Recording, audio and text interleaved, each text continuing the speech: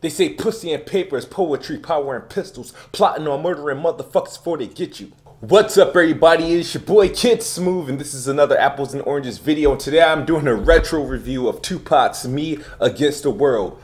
Tupac's Me Against the World, one of Tupac's greatest releases during the timeline while he was alive. This album released in March of 1995. It was released also while he was in prison. It was recorded in the years of 93 and 94, bulk of it being recorded in 94. There was a lot of commotion and stuff going around during the time that Tupac was recording this album, like being arrested, shooting 2 off-duty police officers and whatnot, the rape case that he had and whatnot. There was a lot going on.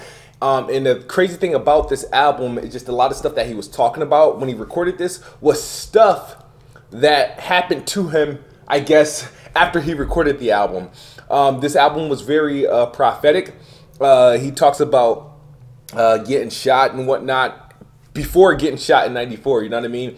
And he talks about going to jail and all this other stuff. And this stuff hadn't quite happened to him, but yet as it released, all the stuff that he was talking about in the album Me Against the World had already came to pass. So it was very special, different from his earlier work such as Tupacalypse Now, which was Tupac's rookie album. He was very political aware. Strictly for My Niggas was more street, but still had that political push, that political passion behind it. And Me Against the World was just all about Tupac. It was all about being the life that he was living. There's just the depression. It was emotional. It was dark. It was brilliant, and one of my favorite albums in the Tupac's catalog. So today I wanted to review Me Against the World, go track by track, tell you which ones I like and why, and how this whole theme of this album comes together. The intro pretty much kind of just sums up everything, all the controversy that was going around Tupac's life, breaking the news of him being shot, and breaking the news of him leaving the hospital the same night. Also talking about the rape charge, him breaking the news of the shooting the police and whatnot. There was a lot going on. It had a nice beat to kind of get you set up for what was about to take place on this album. Now, track 2, which is technically the opening track, If I Die Tonight, the verse that I opened this video with is actually from the track If I Die Tonight. This was one of the strongest songs on the album, and that was one of the strongest verses on the album. When they say pussy and paper is poetry, power and pistols, plotting on murdering motherfuckers before they get you. Now, track number 3 is the song titled after the album, Me Against the World. Definitely one of my favorite Tupac songs of all time. This song didn't get a music video, but it was supported on it came out on the Bad Boys single. It made it to the Bad Boys soundtrack for the movie. And it's also just a strong song. It featured Dramacidal, which is now known as the Outlaws. I think it was Idi Amin and Gaddafi were the rappers from the Dramacidal that was on this song. But Tupac obviously comes the strongest. The beat is good. Just me against the world, baby. Dun, dun. It sounds very 90ish, and Pac's opened up the verse with, "Can you picture my prophecy? Stressing the city to the constant stop. Can you picture my prophecy? Stressing the city to constant hot for me. The project's full of bullets. Nobody's just dropping. Ain't no stopping me. Constantly moving while making millions. Witness the killings, leaving dead bodies in the pavement buildings. Carry the children because they're illin'. Addicted to killings, me and oh man, this shit was crazy. I'm sorry, I can keep going. Great verse. Love the way the song opens up. He rides the beat. He's telling you pretty much the struggles of the ghetto and the gang life. You know what I mean? And then the Dramacidal verses, they're cool, but I generally just like pass them by, and I can't wait for the third verse, which is the Pac's second verse on the song, which a lot of it hits me because he gets very political. He gets you and let you know and reveal some of the secrets and the evilness and the wickedness a lot of these people do, especially with the elites, and how, you know, these politicians and stuff, you know, take advantage of us, and how the rich gets richer. He goes With all this extra stressing, the question I wonder is after death, after my last breath, when will I finally get the rest through the suppression? They punish the people that's asking questions and those that possess, still from the ones without possessions, as best as I stress. Oh my God, I just love it. Love it. And then Tupac never stops short of giving the young black man, the young person struggling, tips on how to keep moving and keep striving. He says, even the genius essence questions, be grateful for blessings. Don't ever change, keep your essence. The power is in the people and politics we address. Always do your best. And when the pressure make you panic and when you get stranded and things don't go the way you planned it, dreaming of riches in the position of making a difference. Politicians and hypocrites, they don't want to listen. If I'm insane at the fame that made a brother change, it wasn't nothing like the game. This is me against the world. Best verse on that song. The second verse by Pac. The last verse of the song, and he closes out the song that I say to my peers, that I say to my older sisters and my mom when they are down. I say, through every dark night, there's a bright day after that. So no matter how hard it gets, stick your chest out, keep your head up, and handle it. He says that at the closing of the song. Me Against the World, one of my favorite songs on that album. And you guys got to admit, the last verse on So Many Tears is probably the most bit verse ever by many rappers. Bite this verse. I know Ja Rule did it, Cameron with the Dipset did it. Many of them bit this verse because this is a classic verse off of a classic song, off a classic album that had a classic beat. Tupac said So Many Tears was impactful to this album because it was a great song, and it kind of showed you that Tupac was in a depressed mind state, and he had this thought that, or this belief that he was going to die soon. So the verse, he goes, the way that he comes at it, he says, I love this So Many Tears. He just goes, Lord knows I tried, been a witness to homicide, some drive-bys taking lives, little kids die, wonder why as I walk by, broken hearted as I glance at the chalk line, getting high. This ain't the life for me, I wanna change, ain't no future right for me, stuck in a game, trapped inside a maze, seen this Tangeray influence me at getting crazy. So yeah, So Many Tears is it's just a classic, you know. I know Ja Rule, Nas, and Ashanti made it with that Murder Inc. song. They even, you know, that song got a lot of hits because it said featuring Tupac in the tagline, but all they kept Tupac a part of was his closing or his intro. I shall not fear no man but guys. I walk through, you know what I mean? But So Many Tears is a strong track, you know, and every time the song comes on, you know what it is. You know what it is. The mood that it puts you in. Definitely a highlight song off the Me Against the World album.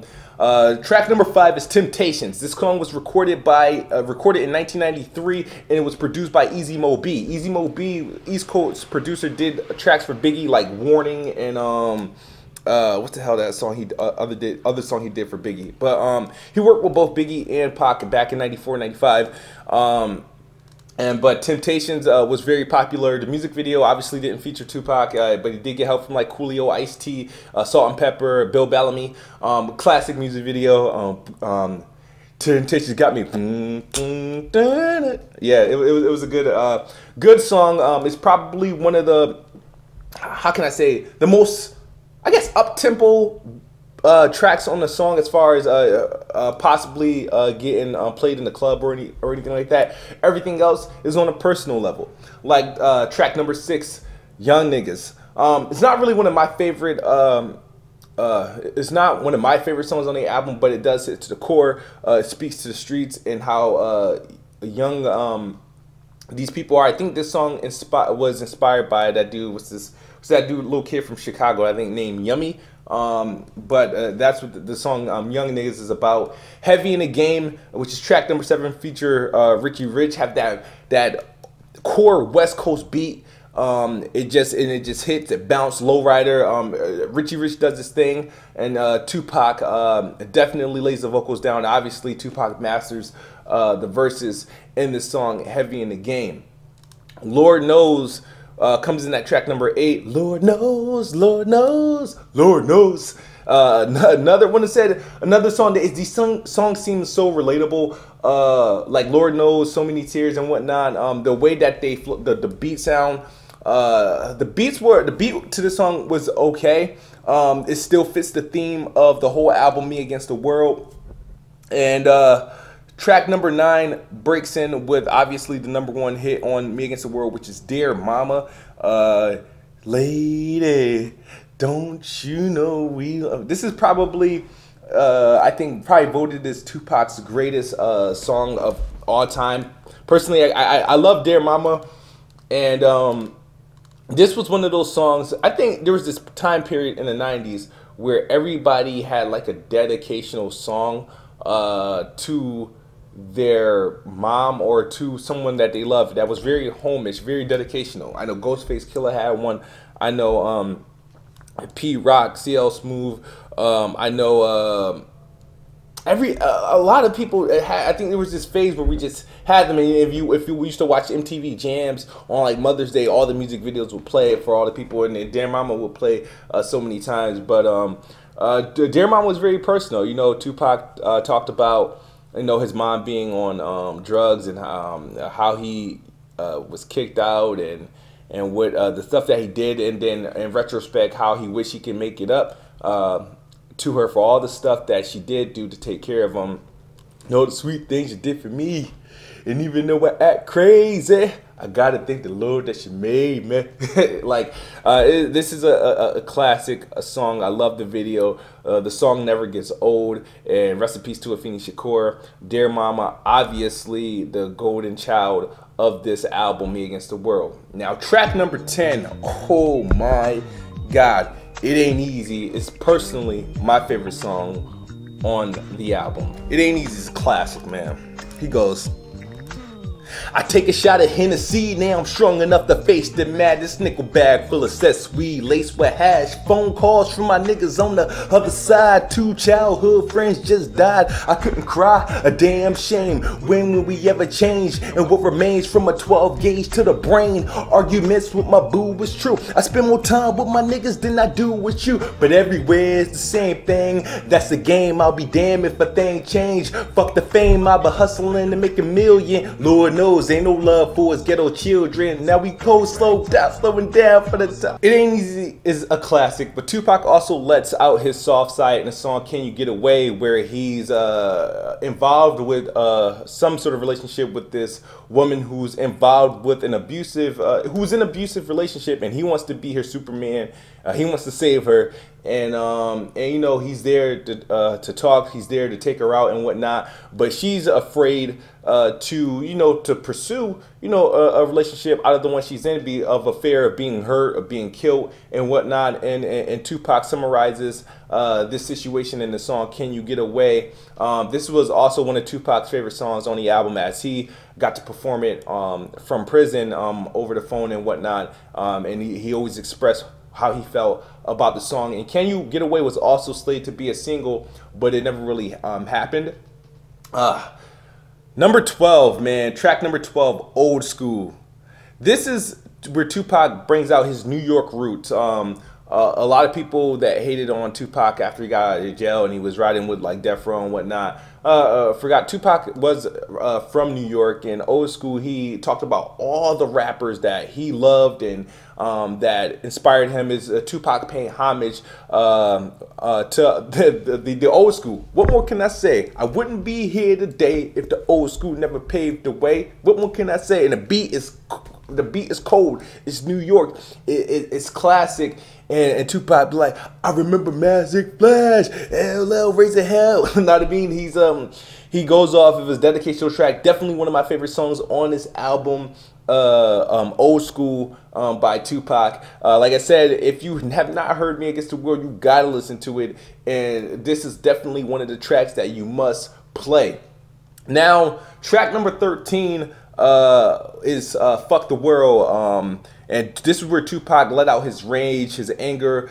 He talks about being, going to jail, being arrested for the shooting of the off-duty cops. He talks about the rape case. Who you calling rapists? Ain't that a bitch, you devils? So two-faced it. Want to see me locked in chains, dropped in shame, getting stopped by the dirty cops again. Fucking with the young black male, trying to attack. Yeah, he goes off. And Shock G's on the hook. They say, try to say that I don't care. I woke up screaming, fuck the world. Try to say that I don't care. It had that another West Coast beat on it, a good song. It's definitely one of those songs that kind of get me hyped up when you're going through a lot. You just feel like rebelling and you just feel like fighting back. You put on Tupac's "Fuck the World" and shit just doesn't matter to you anymore. But Tupac, there's a lot of messages in that song. He tried to warn us, and "Fuck the World" is still relevant 20 some odd years later. Death Around the Corner. I see death around the corner. That song is amazing. It is amazing. Like I said, I compare it to, it's just like If I Die Tonight. I see death around the corner, gotta survive in my, you know, and this is the verse in Death Around the Corner is also a highly bitten verse. Like other rappers bite from the verses in Death Around the Corner. Tupac has some memorable lines in there. Definitely one of my favorite songs.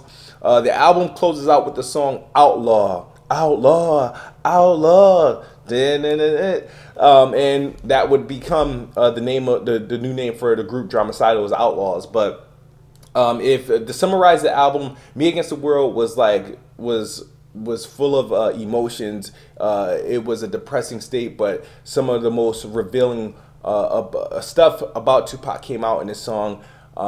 It was a great album. The best songs on this album, if I had to narrow it down to like 5 songs, if I try to do 5 songs, but my favorite songs are Me Against the World, So Many Tears, If I Die Tonight, It Ain't Easy, Dear Mama, Old School, and Fuck the World. Yeah, I got 7 favorite songs that I play on repeat. The other songs are pretty good too, but those 7 are my favorite songs. This album runs about 1 hour and 5 minutes in length. You can play it on, you can listen to it on, if you have like Apple Music, you can stream it. You can still buy it or just YouTube it and listen to the whole album playlist. Me Against the World, man. If I was old enough in '95 to rate this album, I give Me Against the World a 95, man, for 1995. A 95 or a 9.5 out of 10. It's a classic, definitely, arguably one of his greatest albums. I got another album or two that I want to put up there, but Me Against the World holds a special place in my heart. And I hope you guys liked the video. Hope you guys liked the review. Let me know what you think about this album. If you think there's something I missed, if I did, let me know in the comment section. It's Tupac, Me Against the World album review, 9.5 out of 10. This is a retro review from KidSmoove, Apples and Oranges. We out of here.